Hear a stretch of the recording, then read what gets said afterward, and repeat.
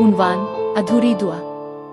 लाहौर की एक पुरानी गली में वाकई एक छोटा सा किताबों का स्टोर था, जिसकी खिड़कियों पर हमेशा गर्द जिमी रहती और दरवाजे की घंटी किसी बूढ़े इंसान की खांसी की मानिंद बजती थी। इसी स्टोर में हर शाम एक लड़की आकर खामोशी से एक मखसूस शेल्फ के सामने खड़ी हो जाती। इसका नाम आईना था। इसकी आंखों में किसी गहरी कहानी की उदासी थी और उसके चेहरे पर वो सुकून जो सिर्फ वो लोग रखते हैं जो बहुत कुछ खो चुके हों।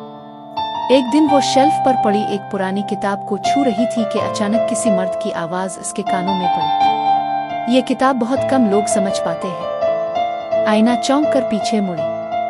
सामने एक लंबा संजीदा सा नौजवान खड़ा था। इसकी आंखों में अजीब सी रोशनी थी। आप? आईना ने पूछा। मैं इस दुकान का मालिक हूँ। मेरा नाम हुसाम है। वो लम्हा वक्त की लकीर में हमेशा के लिए कैद हो गया। एक खामोश मोहब्बत की इब्तिदा। आईना रोज आने लगी। वो किताबें देखती, हुसाम कभी कभी इसे पढ़ कर सुनाता।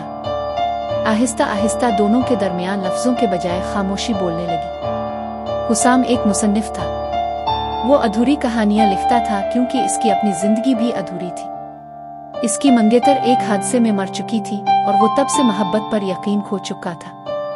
आईना भी एक दुख लिए हुए थी। वो एक ऐसे इंसान से मोहब्बत करती थी जो इसका नहीं हो सका। दोनों के दर्द अलग थे मगर तन्हाई एक जैसी।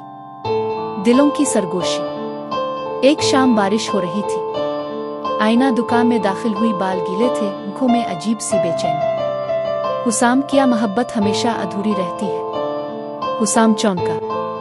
क्यों? क्योंकि मैंने जिससे मोहब्बत की वो किसी और का हो गया। हुसाम ने पहली बार उसकी आंखों में आंसू देखे। और मैंने जिससे मोहब्बत की वो मर गई। दोनों खामोश हो गए। बाहर बारिश, अंदर टूटे दिल। इस दिन के बाद दोनों एक दूसरे के जख्मों पर मरहम बनने लगे। मोहब्बत का एतराफ। कई महीने गुजर गए। एक दिन हुसाम ने आईना को एक मुसव्वदा दिया। ये मेरी नई कहानी है। आईना ने पढ़ना शुरू किया।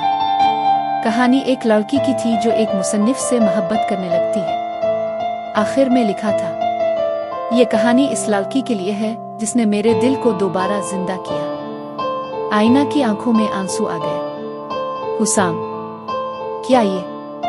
हाँ आईना, मैं तुमसे मोहब्बत करता हूँ। वो लम्हा जैसे पूरी कायनात रुक गई हो, मगर तकदीर ने कुछ और लिख रखा था। आईना का माजी इसे छोड़ने को तैयार नहीं था।